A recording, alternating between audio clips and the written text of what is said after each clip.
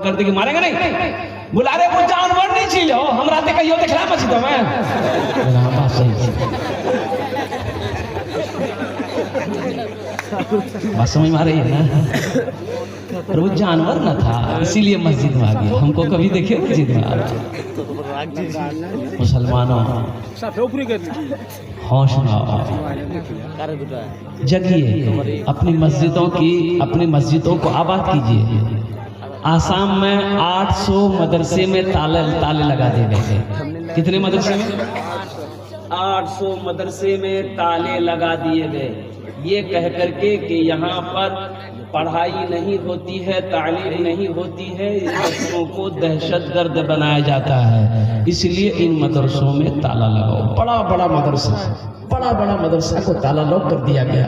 बच्चे अपने अपने घर चले गए, असातिज़ाए किराम अपने अपने घर चले गए। कई सालों से मेहनत करके अल्हम्दुलिल्लाह इतने बड़े बड़े इदारे को बनाया गया था, आज उन इदारों में ताले लगा दिया गया। इसलिए अब भी वक्त है, इसलिए कि आप किसी से मुकाबला कैसे करेंगे? तालीम नहीं होगी तो आप मुकाबला कैसे करेंगे? कलम से करनी है मुकाबला, कलम से करेंगे हम कानून से मुकाबला करेंगे, लेकिन तालीम होगी तब ना कानून लड़िएगा। एक लड़का देखा चश्मा पहना हुआ था और कोट पहना हुआ था, पैंट पहना हुआ था, और एक गांव में गया, उसकी शादी वहीं हुई थी शायद। एक बुढ़िया दौड़ी, खत लेके बेटा है, हीरो हीरो हीरो बेटा है, मैंने खत पढ़ के बेटा सुना दो, ये मेरा बेटा दिल्ली में रहता है, खत भेजा है, पढ़ के सुना दो। वो नौजवान रुका, खत को खोला, चश्मा उतारा और देख के रोने लगा, खत देख के रोने लगा। तू बूढ़ी आदम जिनके हमारे बेटा को चुभा गया। बुढ़िया पूछ रही कि बेटा क्या हुआ, तुम रो कह रहा है? इसका मतलब है कि मेरा बेटा बीमार है, चाहे मेरा बेटा को कुछ हो गया।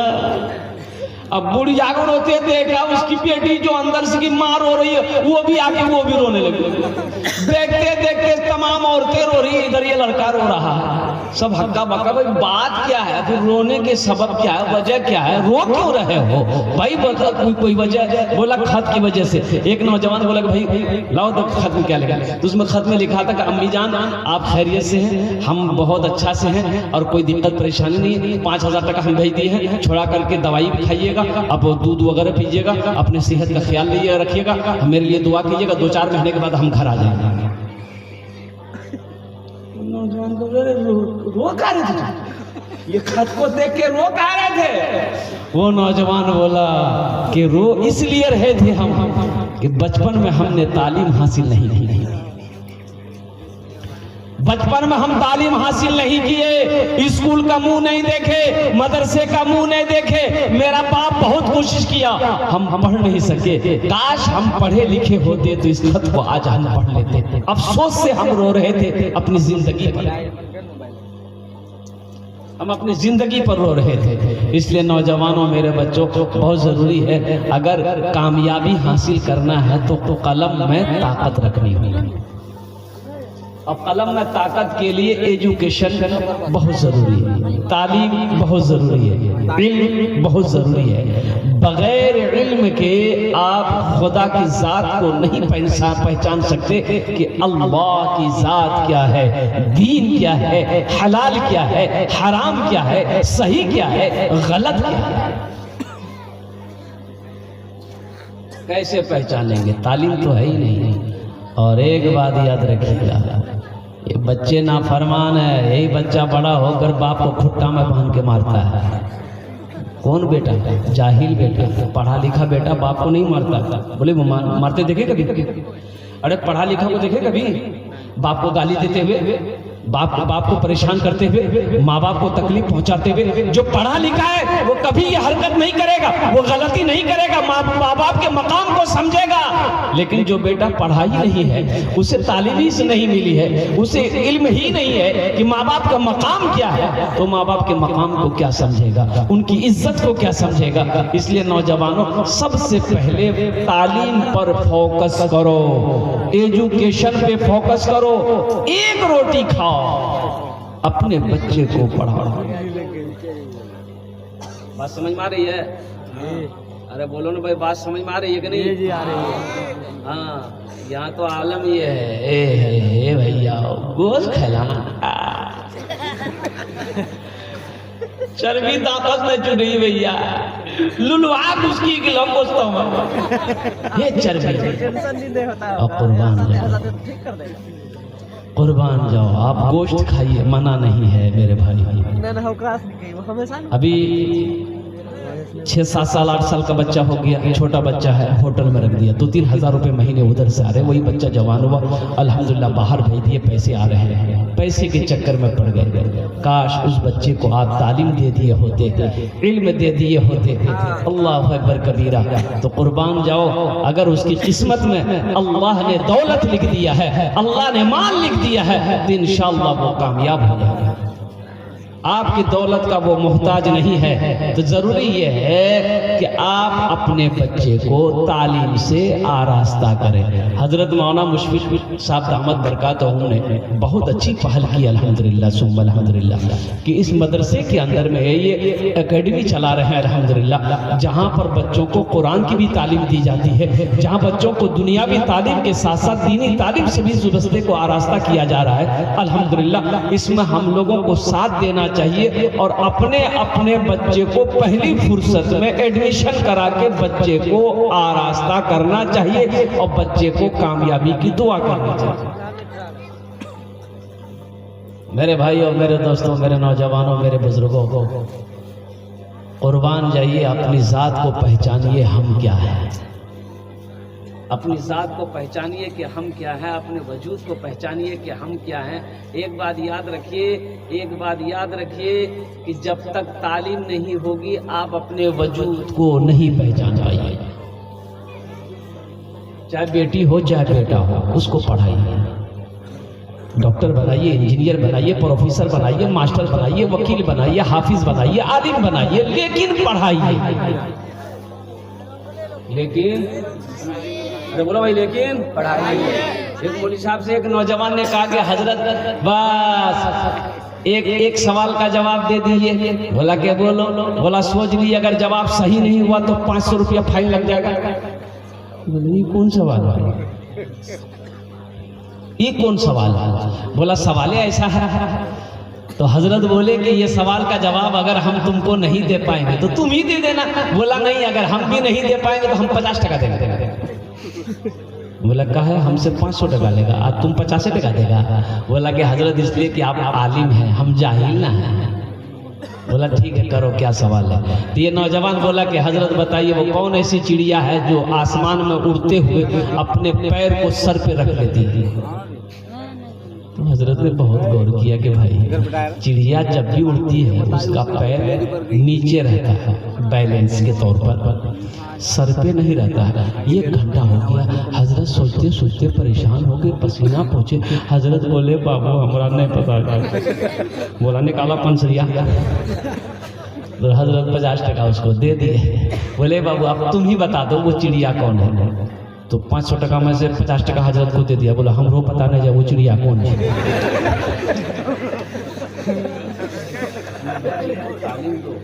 अपने बच्चे को पढ़ाओ, मकाम है, कुर्बान जाओ। अल्लाह अकबर कबीरा। हिंदुस्तान को आज़ाद कराने में सबसे बड़ी कुर्बानी अगर किसी ने दी है तो वह आलिम दीनों ने दिया है। जितने उलमा ने अपनी गर्दन को कटवाया है हिंदुस्तान को आज़ाद कराने में, उतना किसी ने अपनी गर्दन को नहीं कटवाया। किसी कौम के रहनुमा ने, रहबर ने अपनी गर्दन को नहीं कटवाई जितना मजहब इस्लाम के उलमा ने, हमारे अकाबिरीन ने अपनी गर्दनों को कटवाया, शहीद हो गया, अपने मुल्क को आजाद करवाया। इसलिए पढ़ो, पढ़ोगे इज्जत मिलेगी, पढ़ोगे इज्जत मिलेगी, पढ़ोगे इंशाअल्लाह। किसी ऑफिस में अगर चले जाओगे तो अफसर सलाम करेगा। पढ़ोगे, कोई भी कौम तुमसे चालाकी नहीं कर सकती है। पढ़ोगे, तुम्हारे कलम में ताकत होगी, इंशाअल्लाह हर मोड़ पे तुम्हारी कामयाबी कदम चुमेगी। अगर जाहिल लोगे तो फिर जाहिल की क्या कीमत है भाई। हदीसों के अंदर में आया है कि जाहिल से मत उलझो। जाहिल से मत उलझो। बोलो भाई, मत उलझो। हाँ, बहस मत करो, जाहिल से बात मत करो। जाहिल कहे तो 80 की स्पीड से भाग जाओ। अब देखिए कि अगले की बात, जाहिल जो है अब उसको कितनों समझाइएगा ना, नहीं समझेगा। समझेगा? एक भाई अपने भाई की 4 बीघा जमीन बेईमानी कर लिया, छोटा भाई बड़े भाई की, बड़ा भाई छोटा भाई की 4 बीघा जमीन बेईमानी कर लिया, बेईमानी कर लिया। भाई परेशान हो, छोटा भाई कमजोर आदमी था, वो बोले भैया जमीन दादा चुचाप रहो, लाठी लगा मार वाला के माथे फूल। गांव वालों से बोला, गांव वाला बोला ऐसा करो, पंचायती करो। मुखिया सरपंच को बोला शिकायत करो, तो मुखिया बुलाया, सरपंच को बुलाया, पंचायती रखी गई। अच्छा, पंच बैठ गए तो पंचों ने, मुखिया जी ने कहा बड़ा भाई से, ये बाबू सुनो, ये तुम्हारा छोटा भाई है, तुम 4 बीघा जमीन इसकी बेईमानी की हो, ए बाबू वापस कर दो। छोटा भाई कौन होता है? अरे बेटा दाखिल होता है, वापस कर दो। सरपंच साहब बोला वापस कर दो। पूरे बस्ती वाला बोला नहीं बात सही जी, वापस कर दो, बेचारा गरीब आदमी जी, ते बोरो भेजा, 4 बीघा जमीन का है, बेईमानी करोगे, वापस कर दो। सबकी बात को बड़ा भाई सुना, फिर खड़ा हुआ, बोला देखो मुखिया साहब, हम तुरो बात माने जाए, सरपंच साहब तुरो बात माने जाए, बस्ती वाला हम तुरो बात माने जाए, लेकिन हमें जमीन नहीं देंगे। मान गए? अरे बोलो ना भाई, माना।